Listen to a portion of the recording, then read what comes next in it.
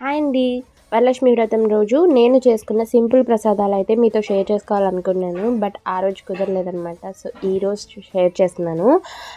నేనైతే సింపుల్గా పరమాన్నం అండ్ చక్కెర పొంగలి, అలానే నానబెట్టిన అంటే నానిన శనగలు ఉంటాయి కదా, అవి, చలివిడి, వడపప్పు అండ్ పానకం ఇవైతే పెట్టుకున్నాను. సో వాటిలో పరమాన్నం అయితే షేర్ చేసుకుంటున్నాను.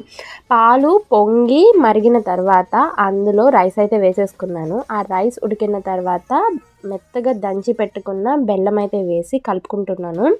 సో అది బాగా మరుగుతుందండి, మెత్తగా అవ్వాలి, మంచిగా మెత్తగా ఉడకాలి. సో దాన్ని బట్టి మనం రైస్కి ఎంత పాలు పడతాయి అనేది చూసుకుంటే సరిపోతుంది, టేస్టీగా ఉంటుంది. వాటర్ ఎక్కువ యాడ్ చేసుకోకండి, వాటర్ కన్నా మిల్క్ బాగుంటుంది. సో లాస్ట్గా పంచదార, యాలకులు కలిపి దంచిన పొడి అయితే చల్లేసేసుకుంటే మంచిగా పరమాన్నం అయితే రెడీ అయిపోతుంది. మీకు జీడిపప్పులు ఉంటే వేసుకోండి.